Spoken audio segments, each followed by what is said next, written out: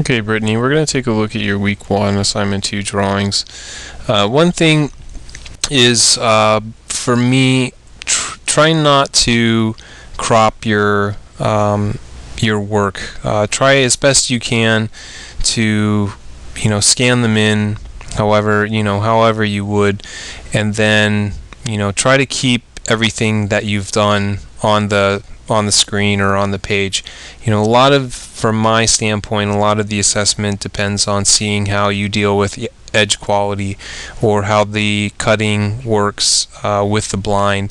So, one of the problems I'm having with these is that, I don't see any kind of cutting on the top or the bottom of the blind stroke that you're working with. So I don't know how and where you're cutting your edges, and this is the case for the side to side as well. The other thing is that I can't see any edge quality. So try to you can put it in Photoshop, you can crop it, you can put them both in the same page or the same file like you're doing here, but we want to be able to see the entirety of it. So kind of leave yourself a good amount of the paper around.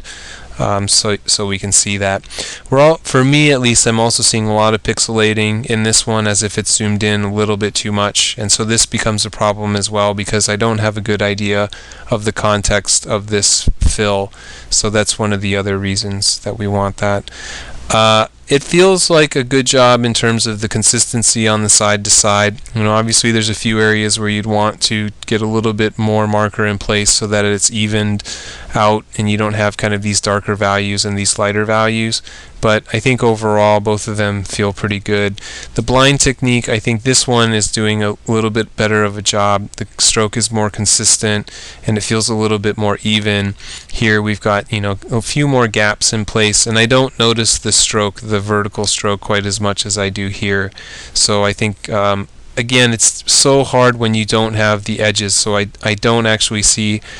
It's very easy for me to see how somebody does the work when you have the entirety of it. I can see where you started, I can see how fast your marker is moving, or if it's moving too slow or not consistently, and so these types of things are very, very important. Colored pencil ones look good. Again, we have a little bit of a pixelated one down at the bottom.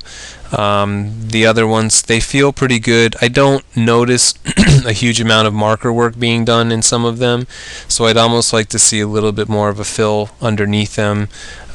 We'll get a better idea of these on the next assignment in terms of the marker usage, but I think you're doing a nice job of mixing colors with the colored pencil, some nice technique, some nice use of black, as well as a kind of an underwash, which is great to see.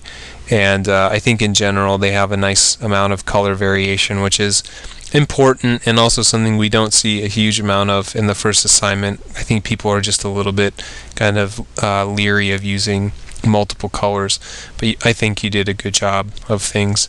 Hopefully you get all your markers in at sometime soon.